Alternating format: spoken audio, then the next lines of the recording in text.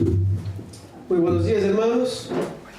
Gracia y paz de la parte de Dios, nuestro Padre, Jesucristo nuestro Señor. Una alegría que podamos estar juntos una vez más en la casa del Señor. Nos hemos reunido para gozarnos en su presencia, para celebrar su nombre, pero también para poder aprender más de su palabra, para poder crecer en el conocimiento, en el entendimiento de su palabra, para que podamos vivir una vida que le sea agradable a Dios, que Dios se agrade de nuestro vivir, de nuestro caminar. Nos alegramos con aquellos que están con nosotros por segunda vez, a Julio, una alegría tenerla con nosotros, que Dios siga bendiciendo tu vida grandemente, también a Gian y su familia también, a los hermanos de Rivera que nos llegaron, un gusto de verles, de verlos acá. Hemos escuchado que vendrían, nos alegramos que estén con nosotros, oramos que Dios bendiga sus vidas, sus estudios. Ellos han venido de mudanza para estudiar en Montevideo. Oramos que Dios les guarde en ese tiempo, que ustedes puedan crecer en ese tiempo de caminar solos en la presencia de Dios. Quiero invitarlos en esta mañana a que abran sus Biblias en el libro de Daniel. Yo quiero, a partir de este domingo, empezar una serie de sermones en el libro de Daniel. Y vamos a estar mirando en estos sermones sobre el título de La iglesia es el testimonio visible de Dios en el mundo. Dios se manifiesta en el mundo a través de su iglesia. Por lo tanto, quiero en estos domingos venideros hacer así exposiciones del libro de Daniel, yendo del capítulo 1 hasta el capítulo 6. Yo a principio no pienso en entrar en los detalles de las profecías que están del capítulo 7 hasta el capítulo 12. Porque mi propósito con esos 6 primeros capítulos es poder mirar a la vida de Daniel y de sus amigos. Y a través de ellos buscar principios bíblicos de cómo debemos vivir nosotros en el mundo. Entonces queremos mirar a la vida de Daniel, de sus amigos. ¿Cómo se llaman los amigos de Daniel?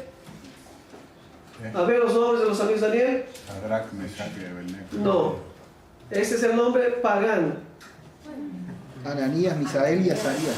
Ahí va, esos son los nombres de los siervos de Dios. Nosotros tenemos una tendencia siempre a nombrarlos con los nombres paganos, nos guardamos. Y yo lo hice como a propósito, porque yo sé que a nosotros es esta tendencia siempre de decir los nombres que los caldeos les dieron a ellos. Pero después vamos a mirar la importancia de los nombres. ¿Cuál es el significado de Ananías, Misael y Azarías? Vamos a mirar que estos siervos de Dios que fueron llevados cautivos allí a Babilonia tuvieron sus nombres cambiados a esos nombres. Entonces, esos fueron los nombres que le dieron a ellos. Pero queremos mirar a la vida de ellos. Daniel, Ananías, Misael y Azarías. Y queremos aprender con sus vidas. Queremos mirar a la vida de ellos, ver que estos jóvenes vivieron en un mundo contrario a Dios. Estos jóvenes no vivieron en un mundo donde todo les era fácil, cómodo. Al revés, vivieron en un mundo donde todo les era contrario, pero vivieron de manera ejemplar, de manera íntegra. Y quiero mirar con los hermanos en estos sermones a la vida de ellos y que nosotros podamos aprender con sus vidas. Es importante que nosotros tengamos claro, que tengamos bien claro que nuestra vida cristiana, que nuestra relación con Dios no está limitada a la esfera de la iglesia. La vida cristiana no es eso solamente. La vida cristiana significa que Dios nos ha inseridos en el mundo, aunque nosotros no somos del mundo, pero para que nosotros en el mundo podamos buscamos ser reflejo de Dios. Nosotros no pertenecemos al mundo. Nosotros no tenemos parte con el mundo ni con sus valores. Pero no podemos negar que estamos en el mundo. El Señor Jesús mismo dijo al Dios cuando oraba por nosotros, no te pido que les quite del mundo, sino que los guarde del mal. Estamos en el mundo, pero estamos en el mundo para que nuestra pasada, nuestro tiempo que nos toca vivir en el mundo, seamos un reflejo de Dios, para que Dios sea manifestado, para que Dios sea visto a través de nuestras vidas. Vamos a leer entonces Daniel capítulo 1 hasta el versículo 1 hasta el 21, aunque nosotros hoy vamos a mirar solo los 3 primeros versículos. Pero vamos a leer todo el capítulo. Quiero animarles a que lean el libro de Daniel en las casas de ustedes. Si lo han leído, háganlo. Si ya lo han leído, bueno, refresquen la memoria. Vuelvan a leerlo. Si quieren tener mayor entendimiento, lean también Jeremías. ¿Tá? Lean también el libro de Jeremías, porque el libro de Jeremías nos echa mucha luz a todo lo que está sucediendo en los días de Daniel. Entonces voy a leer el versículo 1 del capítulo 1 y ustedes me ayudan hasta llegar al versículo 21. Se nos dice la palabra de Dios. En el año tercero del reinado de Joacim, rey de Judá, vino Nabucodonosor, rey de Babilonia, a Jerusalén y la sitió. Y el Señor entregó en sus manos a Joacim, rey de Judá, y algunos de los utensilios de la casa de Dios, los llevó a la tierra del Sinar, a la casa de su Dios, colocando los utensilios en la casa del tesoro de su Dios. Y dijo el rey de Aspenaz, jefe de sus eunucos, que trajese de los hijos de Israel del linaje real de los príncipes. Muchachos en quienes no hubiese tacha alguna, de buen parecer, enseñados en toda sabiduría, sabios en ciencia y de buen entendimiento, e idóneos para estar en el palacio del rey, y que les enseñe las letras y la lengua de los caldeos. El rey les asignó una ración diaria de la comida y del vino que provenían de su propia cocina. Debían recibir entrenamiento por 3 años y después se entrarían al servicio real. Entre estos estaban Daniel, Ananías, Misael y Azarías, de los hijos de Judá. 7. A estos, el jefe de los eunucos puso nombres. Puso a Daniel, Belsasar, a Ananías, Sadrac, a Misael, Mesac y a Azarías, Abednego. Y Daniel propuso en su corazón no contaminarse con la porción de la comida del rey, ni con el vino que él bebía. Pidió por tanto al jefe de los eunucos que no se obligase a contaminarse. Y puso Dios a Daniel en gracia y en buena voluntad con el jefe de los eunucos. Y dijo el jefe de los eunucos a Daniel: Temo a mi señor el rey, me señaló vuestra comida y vuestra bebida, pues luego que él vea vuestros rostros más pálidos que de los muchachos que son semejantes a vosotros, condenaréis para con él mi cabeza, para con el rey mi cabeza. Pero Daniel dijo al mayordomo, a quien el jefe de los oficiales había nombrado sobre Daniel, Ananías, Misael y Azarías: Te ruego que hagas la prueba con tus siervos por 10 días, y no den legumbres a comer y agua a beber. Compara luego nuestros rostros con los rostros de los muchachos que comen de la oración de la comida del rey, y haz después con tus siervos según veas. Consintió pues con ellos en esto, y probó con ellos 10 días. Y al cabo de 10 días pareció el rostro de ellos mejor y más robusto que el de los otros muchachos que comían de la porción de la comida del rey. Así pues, Belsasar se llevaba la porción de la comida de ellos y el vino que habían de beber y les daba legumbres. A estos 4 muchachos Dios le dio conocimiento e inteligencia en todas las letras y ciencias, y Daniel tuvo entendimiento en toda visión y sueños. Al cabo de los días que el rey había fijado, para que fueran presentados. El jefe de los oficiales los trajo ante Nabucodonosor. Y el rey habló con ellos y no fueron hallados entre todos ellos otros como Daniel, Ananías, Misael y Azarías. Así pues estuvieron delante del rey.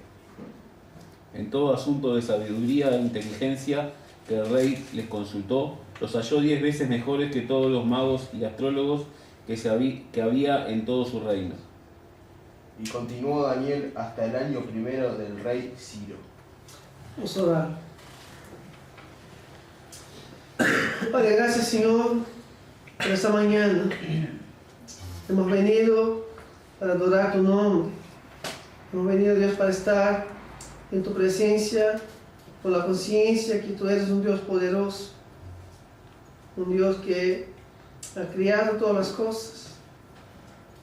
Un Dios que nos ha llamado también a la vida eterna por medio de Cristo Jesús, el varón de gran dolor. Y ahora, Señor, que tenemos tu palabra abierta delante de nosotros, oramos a Dios que tú también te seas engrandecido, que el meditar de nuestros labios, que el pensar de nuestros corazones, Dios, puedan ser agradables en tu presencia.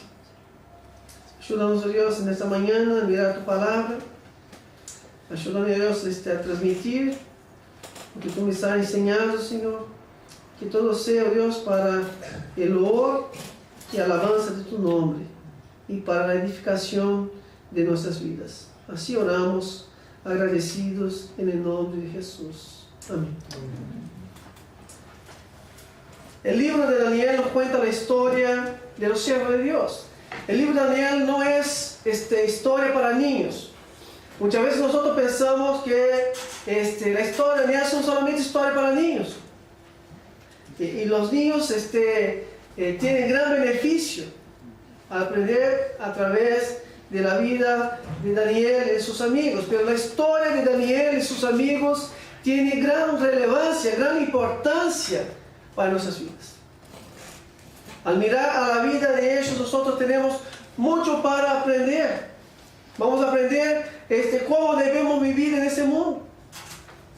Por eso debemos tener clarísimo que el propósito de Dios para que nosotros estemos en el mundo es para que nosotros seamos luz.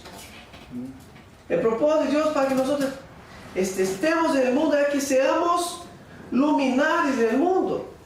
Mira lo que dice Pablo en Filipenses capítulo 2, versículo 15. Pablo dice, para que seáis irreprensibles y sencillos, hijos de Dios, sin tacha, en medio de una generación torcida y perversa, en medio de la cual resplandecéis como luminares en el mundo. El propósito de Dios para nuestras vidas es que nosotros estemos en el mundo y que seamos luminares del mundo, aunque el mundo sea perverso, aunque el mundo sea una generación torcida, contraria a Dios. Dios tiene a sus siervos en el mundo para que por medio de ellos Dios sea manifestado.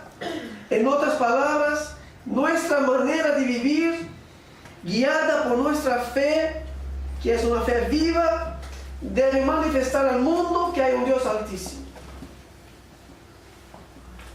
Nuestra manera de vivir debe manifestar al mundo que hay un Dios que es digno y merecedor de toda gloria y adoración. Por 9 veces encontramos en el libro de Daniel la revelación que Dios es un Dios altísimo. El proceder, el vivir de aquellos hombres manifestaban que había un Dios altísimo, que es digno de recibir toda gloria y toda la adoración.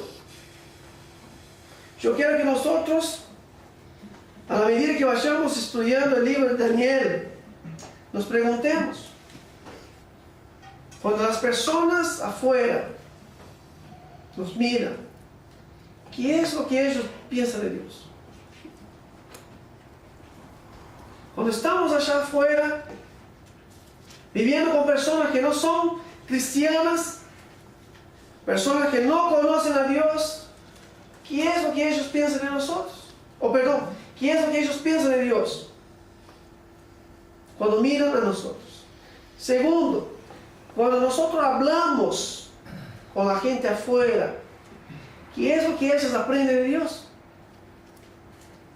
En nuestro contacto con las personas, cuando nosotros salimos, ¿qué es lo que les hemos dejado de conocimiento de Dios? Cuando nosotros hacemos las cosas allá afuera, porque todos estamos inseridos. Nosotros no estamos en la iglesia todo el tiempo, sino que pasamos grande parte de nuestro tiempo afuera, haciendo otras cosas. Y cuando estamos ahí, haciendo lo que hacemos, ¿qué es lo que ellos pueden ver de Dios en nuestras vidas?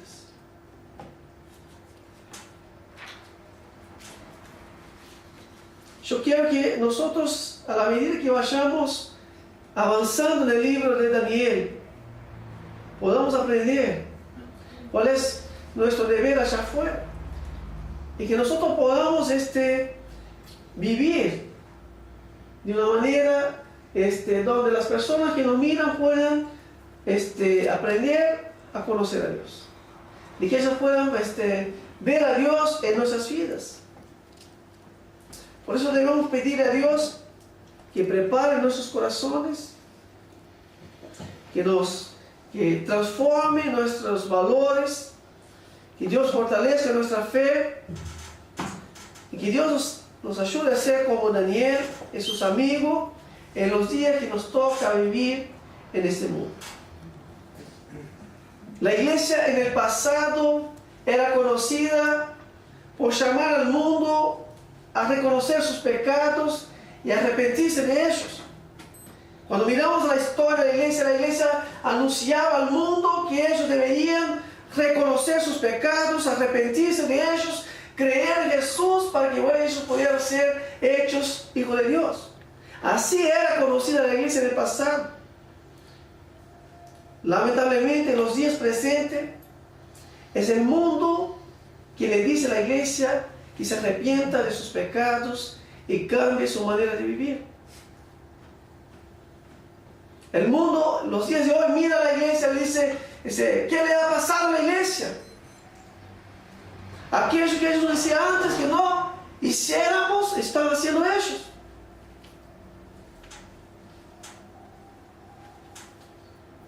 Lamentablemente la iglesia en los días de hoy muchas veces no tiene diferencia del mundo, aunque lleven el título de evangelio. Hoy en día encontramos que la iglesia ha crecido numéricamente, que está de moda lo que es gospel. Hoy en día tenemos artistas gospel, ¿no? Dicen, bueno, fulano ahora es cristiano. Hace tiempo decían, bueno, ahora Sylvester Stallone, el Rambo, es cristiano. Está de moda jugadores de fútbol cristiano o gospel. Fulano es cristiano. El jugador de tal equipo es cristiano. Están de moda los cantantes gospel. Tal grupo es cristiano. Está tocando en las radios del mundo muchas canciones de supuestos cantantes gospel. Hay tiendas de ropa gospel.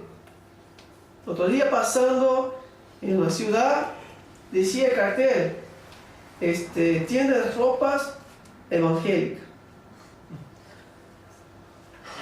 Hay políticos gospel. Tal diputado es cristiano. Nosotros nos damos cuenta que la iglesia creció numéricamente, pero la iglesia no creció en vida. Hay mucho más personas que se dicen cristianas, pero no hay vida cristiana.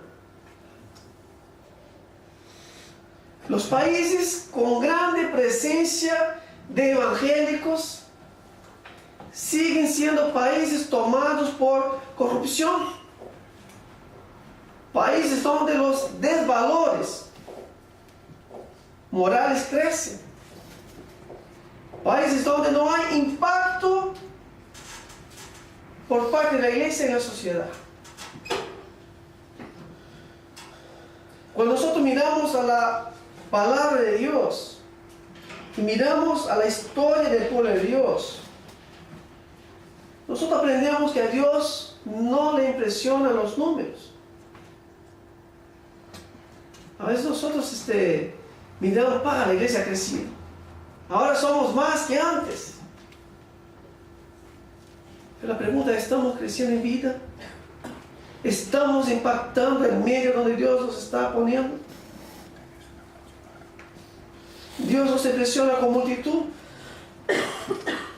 Cuando nosotros miramos a la palabra de Dios, nosotros vemos que Dios actúa en el mundo por medio de vidas consagradas.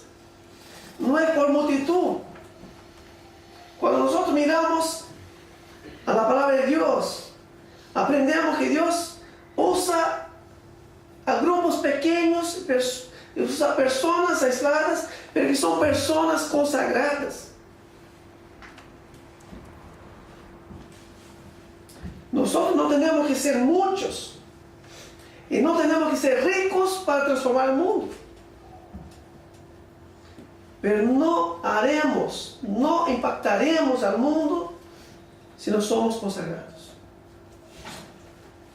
Daniel, el autor del libro, como él mismo reclama la autoría del capítulo 8, versículo 1, capítulo 9, versículo 20, capítulo 10, versículo 2, Daniel se revela como el autor de este libro. Y Jesús lo hace confirmar cuando menciona en Mateo capítulo 24, y versículo 15, en Marcos capítulo 3, versículo 14, el propio Jesús confirma lo que había dicho el profeta Daniel. El nombre de Daniel quiere decir el nombre de Daniel quiere decir Dios es mi juez. Dios es quien le está buscando. Mi vida está bajo el juicio de Dios. Daniel es un joven que es llevado cautivo cuando tenía entre 14 a 17 años. Muchos comentaristas dicen que Daniel fue llevado cautivo cuando tenía 15 años. Fue deportado de su país, quitado de su familia, del medio de su iglesia, y ahora es llevado para vivir en medio de un mundo, de una nación donde no hay presencia, no hay temor de Dios. En ese contexto va a vivir Daniel. Y cuando Daniel termina de escribir su libro, cuando se cierra el libro de Daniel, Daniel tenía alrededor de 90 años. Daniel escribió este libro más o menos en el año 539 a.C. Daniel vivió 600 años antes que naciera Jesús. Es en este periodo que se desarrolla la historia de Daniel. Y Daniel escribe este libro con el propósito de mostrarnos la soberanía de Dios.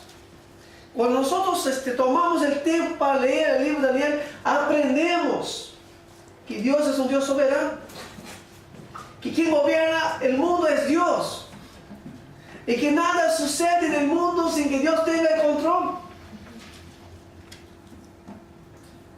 Y Daniel también escribe este libro para enseñar a aquellos hermanos que iban a regresar del cautiverio a Jerusalén. Ellos pasarían 70 años cautivos y después de 70 años regresarían a la tierra siendo restaurados por Dios. Y entonces Daniel escribe a ellos para que ellos estuvieran atentos de cómo deberían vivir, de que ellos deberían vivir una vida íntegra en un mundo contrario a Dios. Es importante también decir que Daniel es considerado el Apocalipsis del Antiguo Testamento. Es el libro profético que nos habla de cosas del futuro. Daniel, en ese libro, revela lo que Dios le había mostrado en cuanto al futuro. Lo que iba a suceder en el futuro, en cuanto a la victoria de Cristo y de su iglesia.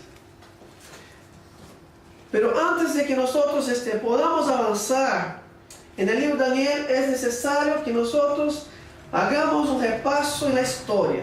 El libro de Daniel empieza en versículo 1 diciendo: en el año tercero del reinado de Joacim, rey de Judá, vino Nabucodonosor, rey de Babilonia, a Jerusalén y la sitió. Hay toda una historia que viene por detrás y que es importante que nosotros tengamos el trasfondo de todo lo que ha pasado antes que llegara suceder lo que está sucediendo en los días de Daniel, para que nosotros podamos ubicarnos mejor en la historia. Vamos a ver a Génesis. No tiene que abrir en Génesis, voy a hacer un repaso. Quizás muchos ya lo saben, de las cosas ya lo saben.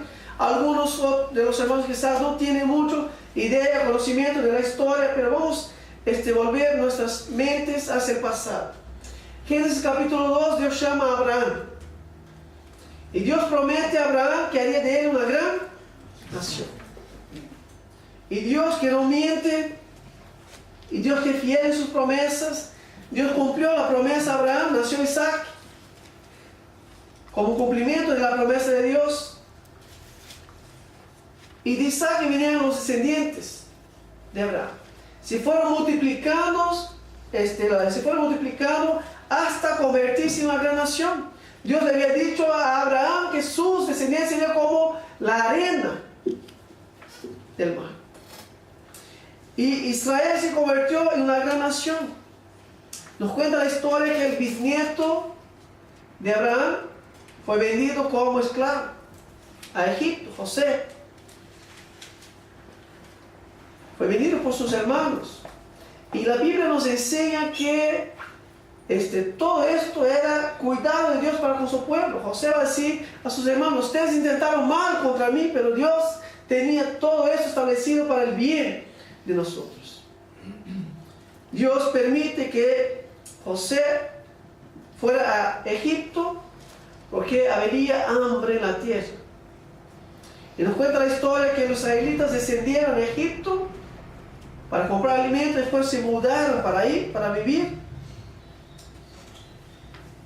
Y se multiplicaron de tal manera que llegó a ser una gran nación. José murió, y murió también el faraón, que conoció a José.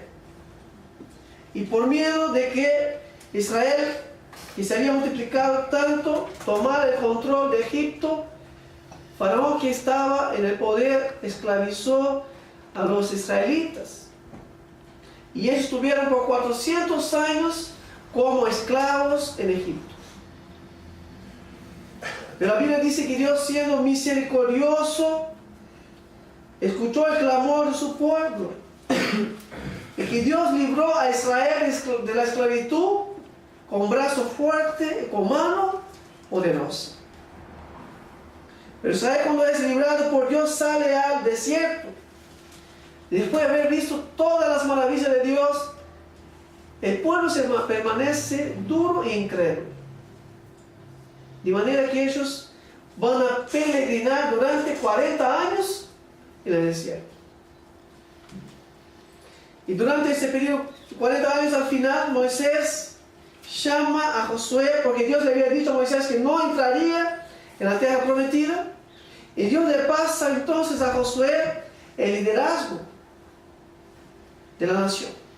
Y nos dice la Biblia que Josué condujo el pueblo de Dios a conquistar a la tierra prometida.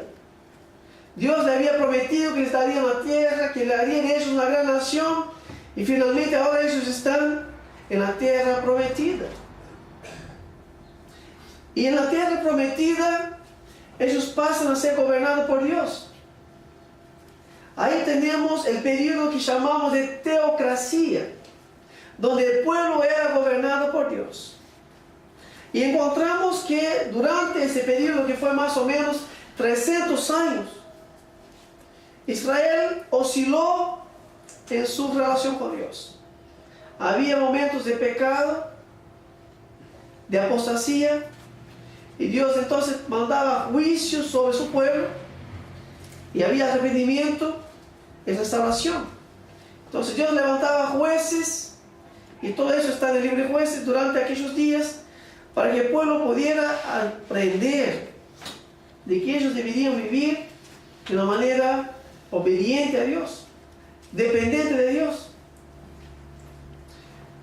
Pero la Biblia nos dice que durante el final del periodo de los jueces, cuando estaba viviendo todavía el último juez, que fue Samuel, cuando Samuel estaba viejo, dice el pueblo, viene Samuel y dice, bueno, vos estás viejo y tus hijos no andan en tus caminos.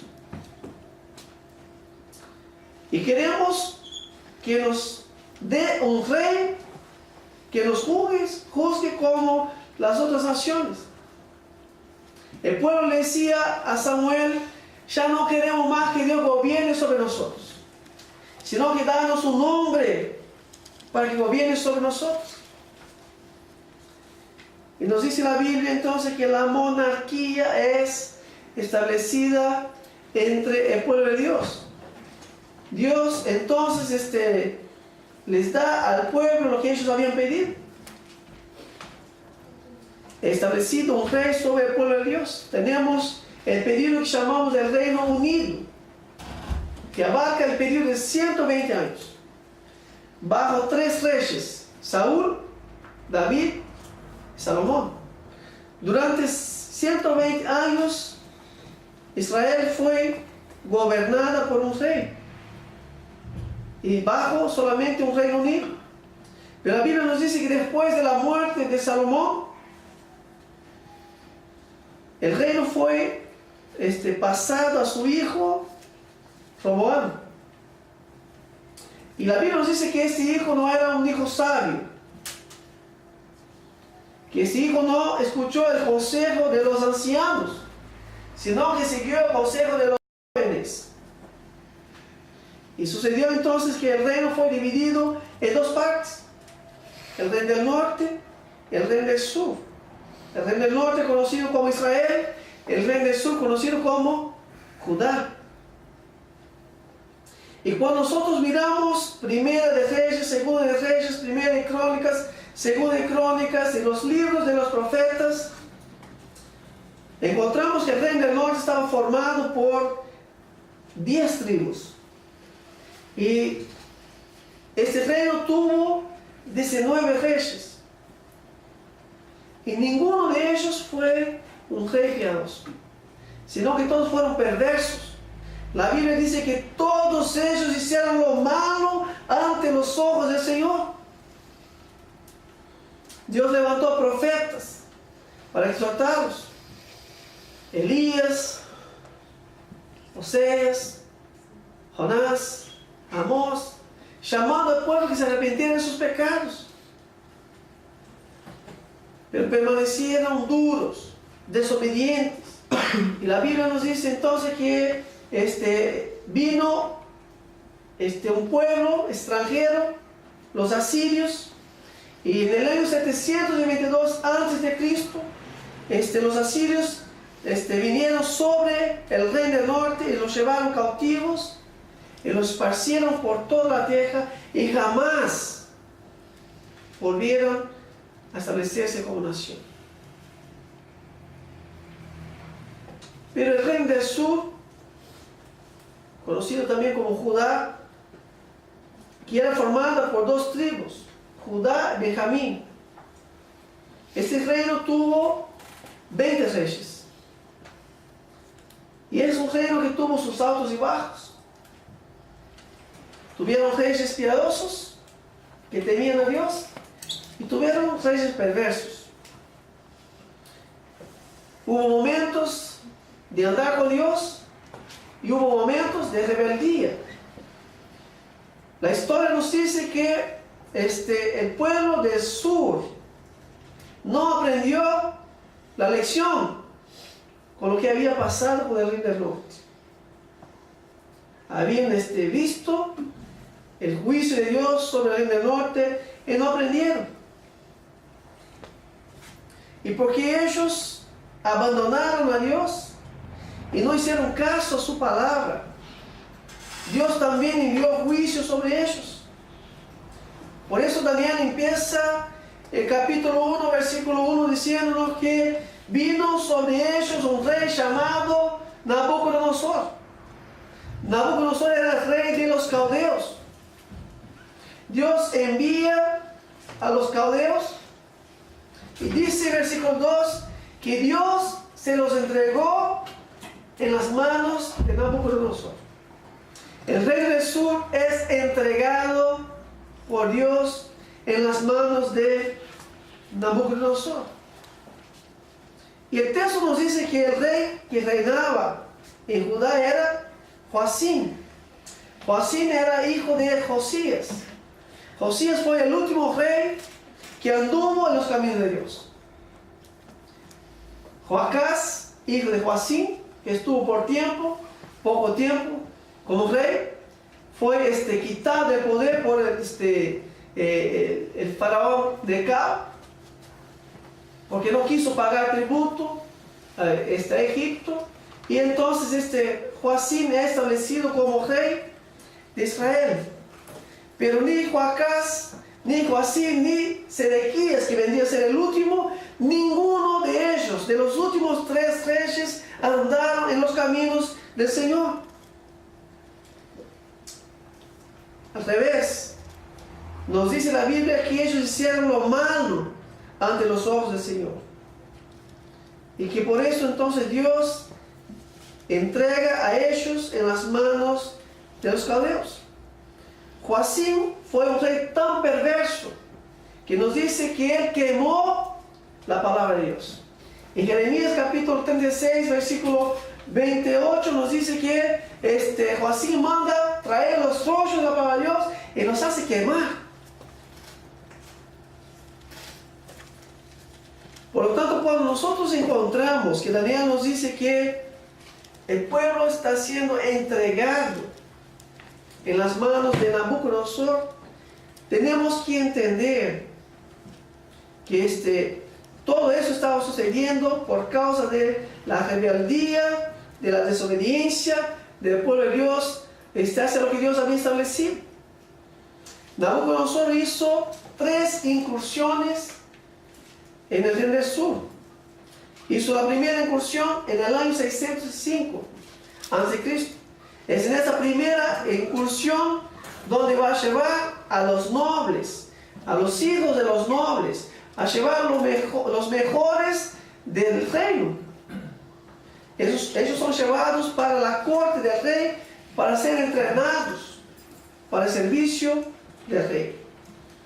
Después, más adelante, hace una segunda incursión en 598 a.C. y la última en el año 587. Y ellos van a pasar, por lo tanto, 70 años cautivos. 70 años como esclavos. 70 años lejos de la bendición y del cuidado de Dios. El texto nos dice que no solamente Nabucodonosor llevó cautivo al pueblo, que no solamente Dios le entregó al pueblo en las manos de Nabucodonosor, sino que también Dios entregó en las manos de Nabucodonosor, versículo 2, los utensilios de la casa de Dios. Ahora la pregunta es, ¿por qué fueron llevados cautivos entonces el pueblo de Judá? Y la historia nos enseña que después de la reforma de Josías encuentra los libros, llama a los sacerdotes, manda entonces que se restauren el templo de Dios, manda restaurar el sacrificio de la Pascua. Pero cuando muere Josías, la Biblia nos dice que el pueblo volvió a abandonar los caminos de Dios. Quiero invitarlos que abran en 2 de Crónicas, capítulo 36, y vamos a leer 2 versículos. 3 versículos que están ahí. Segunda de Crónicas, capítulo 36, 13 al 16.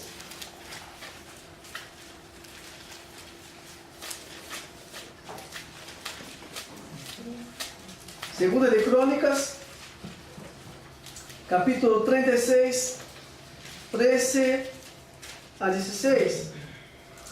Nos dice ahí más a la parte B del versículo que el pueblo endureció su cerviz y obesinó su corazón en vez de volverse al Señor, el Dios de Israel.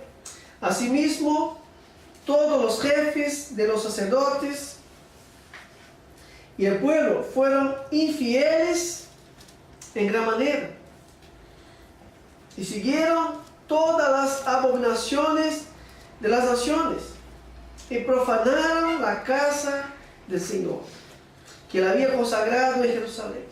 Y el Señor Dios de sus padres les envió palabras repetidas veces por sus mensajeros, porque él tenía compasión de su pueblo y de su morada. Pero ellos continuamente se burlaban de los mensajeros de Dios, despreciaban sus palabras y se mofaban de sus profetas, hasta que subió el furor del Señor contra su pueblo y ya no hubo remedio. La palabra de Dios nos enseña que el pueblo de Judá es llevado cautivo a Babilonia, es llevado cautivo por Nabucodonosor por causa de la dureza de sus corazones, por causa de la infidelidad a la palabra de Dios, por causa que habían profanado las cosas de Dios. En lugar de adorar a Dios, adoraban al templo y a las cosas que estaban en el templo. Se burlaban de la palabra de Dios y de sus mensajeros. Y yo quisiera solamente compartir 2 lecciones de lo que podemos aprender solamente con la introducción del libro. El domingo que viene, si Dios permite, vamos a empezar a hablar sobre la vida de Daniel y de sus 3 amigos. Pero quisiera dejar 2 lecciones que podemos aprender con todo lo que está sucediendo aquí con el pueblo de Dios. La primera lección que aprendemos es que Dios disciplina a su pueblo cuando éste no hace caso a su palabra. Dios disciplina a su pueblo cuando éste no hace caso a su palabra. La disciplina es un acto de amor.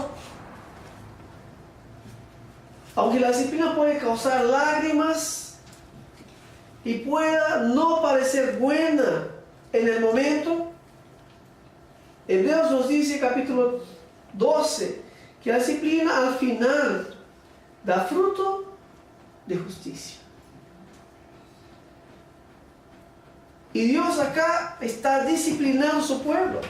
Dios está entregando su pueblo en las manos de sus opresores para que ellos puedan ser tratados por Dios en el contexto del cautiverio.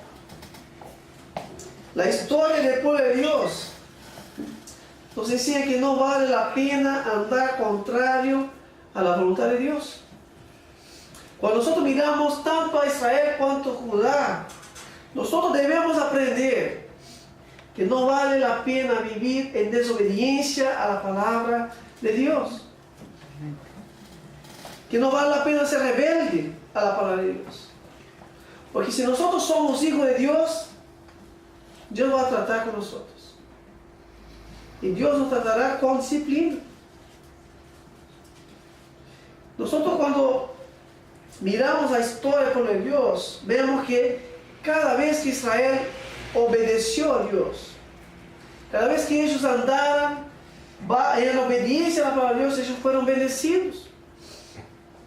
Los momentos de bendición, de crecimiento del pueblo de Dios era cuando ellos andaban bajo la palabra de Dios. Pero cada vez que el pueblo se apartaba de Dios, Dios trataba a ellos con disciplina. Por eso el texto nos enseña que Judá no cayó en las manos de los caldeos. El texto nos dice que Dios se los entregó en sus manos.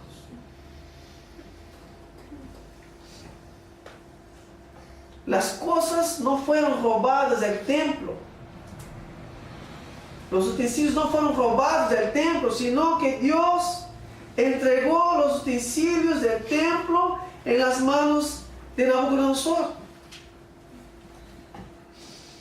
Y todo eso estaba pasando, todo eso lo que estaba pasando, Daniel nos dice que era obra de Dios.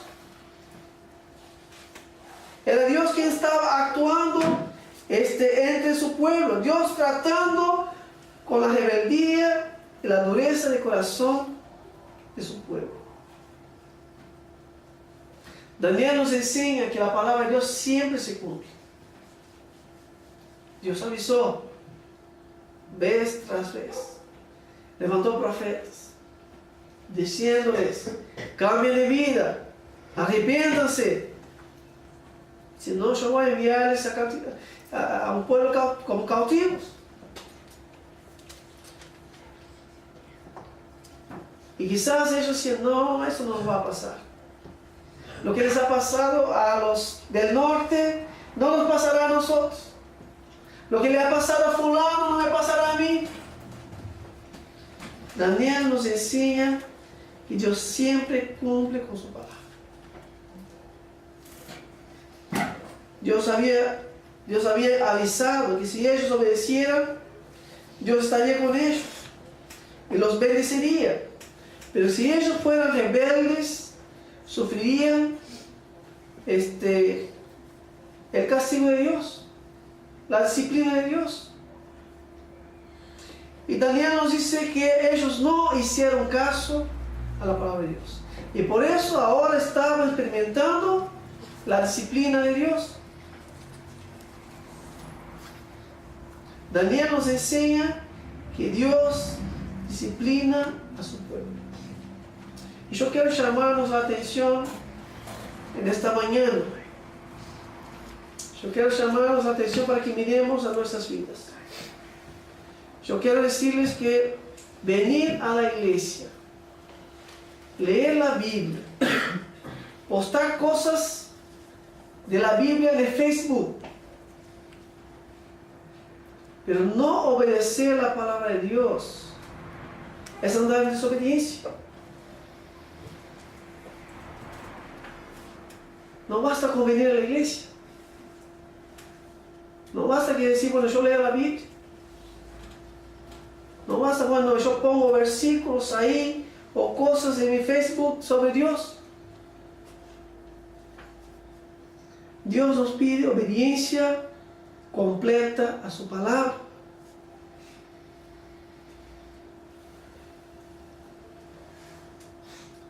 Aunque nosotros hagamos parte o algunas cosas, si no es obediencia completa, es pecado. Y el pecado es disciplinado por Dios. Media obediencia es desobediencia completa. A veces nos están pasando cosas y nosotros no logramos ver que Dios nos está tratando. ¿Por qué? Porque no estamos dando a Dios obediencia completa. Y Dios quiere a través del trato mostrarnos que tenemos que cambiar de vida, que hay que arrepentirse, que hay cosas que no están bien, que no le agradan a Él. El libro de Daniel nos enseña que Dios disciplina a su pueblo. El libro de Daniel nos enseña que de Dios no se burla.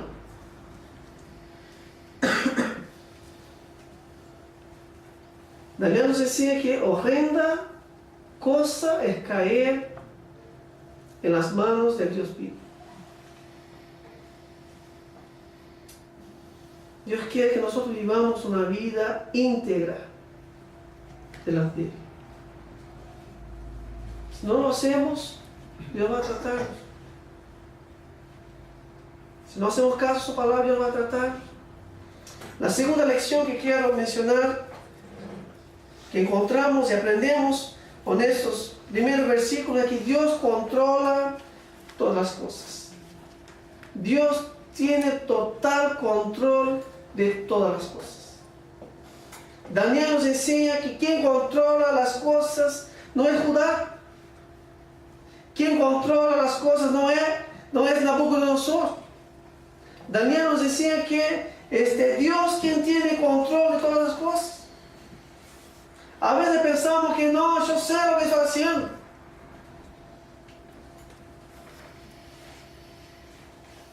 Yo tengo control de las cosas.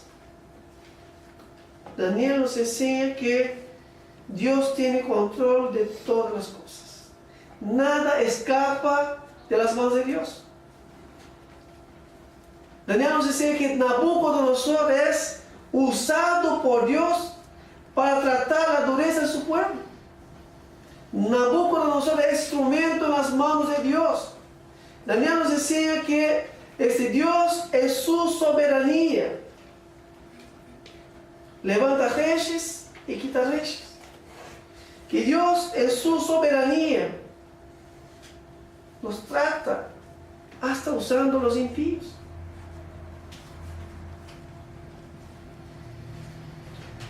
Daniel nos enseña que la soberanía de Dios no contiene solo actos de misericordia.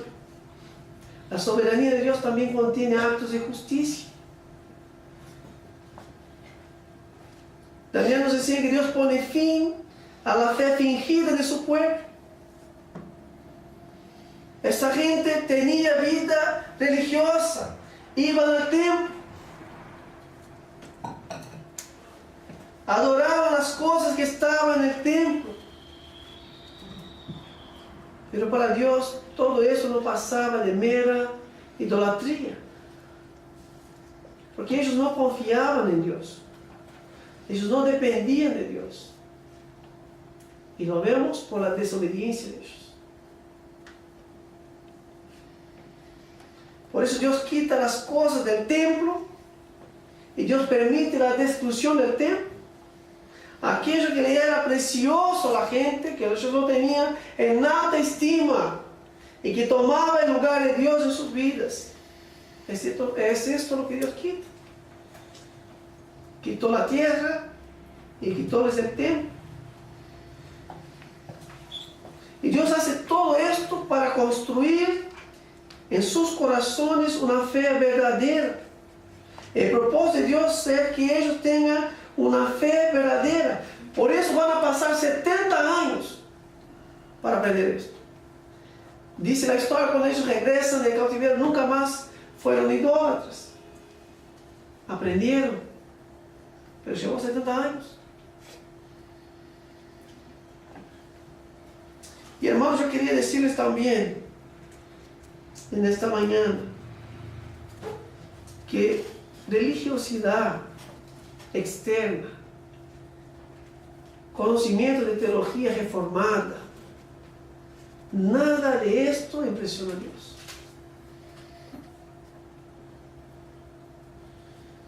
Daniel nos dice que nada escapa a los ojos de Dios. De que nosotros tengamos una vida religiosa, de que nosotros tengamos conocimiento de teología reformada, nada de eso impresiona a Dios. Si nosotros no tenemos un corazón obediente y consagrado a Él. Daniel nos enseña que Dios tiene control de todas las cosas. El versículo de Efesios que fue leído dice que Dios saca a la luz todas las cosas. Daniel nos enseña que la paciencia de Dios tiene límites. Dios advierte, Dios aconseja, Dios exhorta, Dios clama, pero Dios también disciplina. Nada escapa de las manos de Dios. Aquellos que viven en pecado serán atrapados. Aquellos que están viviendo religiosidad externa. Van a afrontarse con Dios. Pues nada escapa de las manos de Dios. Dios usa hasta los impíos para cumplir sus propósitos eternos. Nabucodonosor era un rey que no conocía a Dios cuando viene a Israel y es usado como instrumento de Dios para tratar con su pueblo. La venida de los caldeos era parte de la providencia de Dios para tratar a su pueblo. No nos engañemos. Nada escapa del control, del conocimiento de las manos de Dios. Debemos mirar a nuestras vidas. Debemos examinarnos delante de Dios. Y voy terminando diciendo que el libro de Daniel nos enseñará que Dios quiere integridad de su pueblo. La palabra integridad quiere decir entereza de corazón. No se puede servir a Dios y al diablo a la vez. O uno sirve a Dios o uno sirve al diablo. No se sirve a los dos. Y si no estamos sirviendo a Dios, estamos sirviendo al diablo. No hay cómo agradar a Dios andando en pecado. El libro de Daniel nos enseña que Dios quiere manifestarse en el mundo a través de un pueblo santo. El deseo de Dios, el plan de Dios es manifestar. El texto también que ha sido ahí dice que delante de Dios se doblará toda rodilla y toda lengua confesará que Él es el Señor. Dios quiere mostrarse al mundo, a la sociedad, a través de sus hijos, a través de los siervos que viven una vida consagrada, una vida de obediencia, aún en medio a las adversidades, aún en medio a un mundo impío y perverso, pero siervos que viven con un corazón entero, un corazón íntegro, dependiente de Él, buscando por la gracia hacer su voluntad. La razón por la cual la iglesia no impacta al mundo hoy en día es porque no hay diferencia entre lo que hace el mundo y lo que hace la iglesia.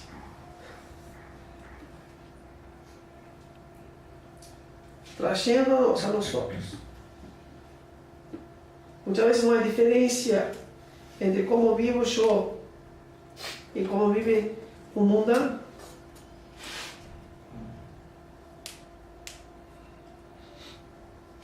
Que Dios tenga misericordia de nosotros.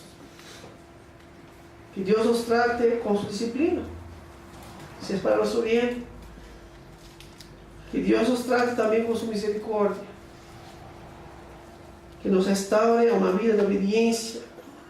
Que Dios nos dé la gracia de vivir de una manera íntegra, manifestando su presencia de manera visible en el mundo. Vamos a leer 2 versículos para terminar. Jeremías capítulo 7, versículos 23 y 24.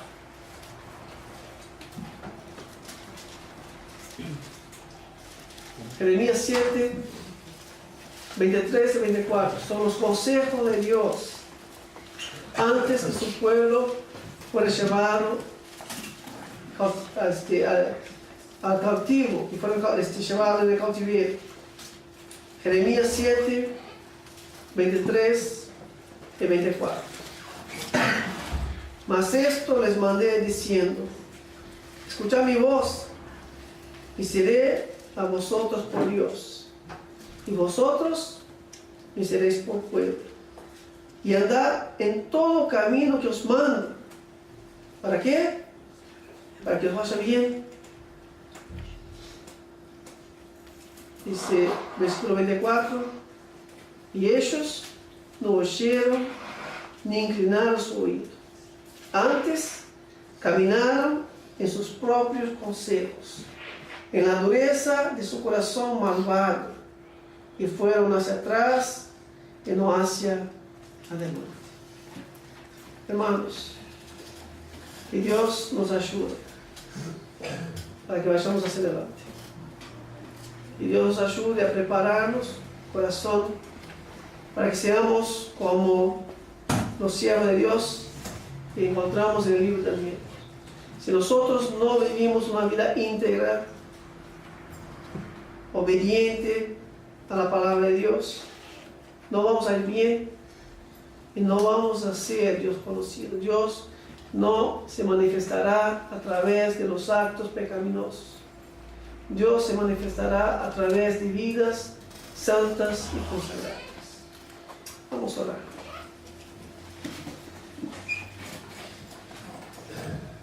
Padre, queremos examinar nuestros corazones delante de ti. Tú nos conoces muy bien. Nada escapa de tus ojos, nada escapa de tus manos. Señor, si estamos viviendo en rebeldía a tu palabra, si no te estamos dando obediencia completa, pero antes estamos viviendo como vive la gente del mundo, llevando una vida de religiosidad externa. Yo te pido a Dios que nos perdone, que tú nos trate, que tú nos disciplines, Señor, que tú nos restaure y que tú nos llames, Dios, a volver a tus caminos. Abre nuestros oídos, ilumbra nuestras mentes, Señor, para que podamos mirar tu palabra y hacer caso de ella. Gracias, Señor, porque tú eres un Dios misericordioso. Sabemos que tú no dejarás el pecado sin condenación. Pero te clamamos, Dios, que tú nos dé la gracia, la fuerza, la ayuda que necesitamos para llevar una vida consagrada delante de ti. Que seamos instrumentos, que seamos, oh Dios, personas que viven en esta sociedad como manifestación viva de tu presencia. Que en lugar de que los otros puedan influenciarnos a nosotros con sus desvalores, con su mundanismo, nosotros seamos, oh Dios, aquellos que influencian con los valores de Dios. Danos tu bendición, Señor, danos tu gracia y ayúdanos con tu iglesia. Es lo que te pedimos, agradecidos en el nombre de Jesús. Amén.